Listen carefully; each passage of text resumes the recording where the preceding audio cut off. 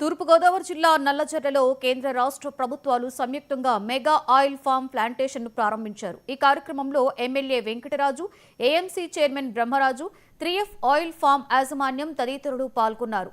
రైతులను పామాయిల్ వ్యవసాయంలో భాగస్వాములుగా చేయడమే లక్ష్యంగా ప్లాంటేషన్ చేపట్టినట్లుగా 3F ఆయిల్ ఫామ్ యాజమాన్యం తెలిపింది. అత్యాధునిక సాంకేతిక పరిజ్ఞానంతో వ్యవసాయాన్ని ముందుకు తీసుకువెళ్లడమే ప్రభుత్వ లక్ష్యమని ఎమ్మెల్యే వెంకటరాజు అన్నారు.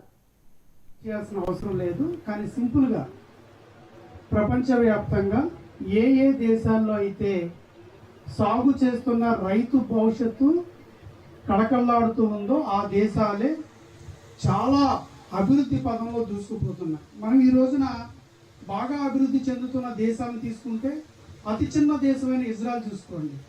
ఈరోజు ప్రపంచం మొత్తం మన ఆంధ్రప్రదేశ్ రాష్ట్రం అంతా కూడా ఉండదండి, చిన్నది. ప్రపంచం మొత్తానికి రారాజు.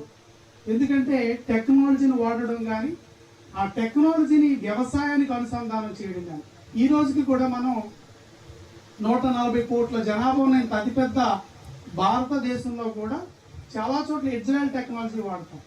అలాగే అమెరికా కావచ్చు, ఇలాగ అనేక చోట్ల చూస్తే ఎవరైతే సాగు చేస్తుంటారో సాగు చేయడం అనేది అక్కడ అత్యంత ధనవంతులుగా పరిగణిస్తారు. అంటే వాళ్ళకు వచ్చే లాభాలు కానీ రెవెన్యూ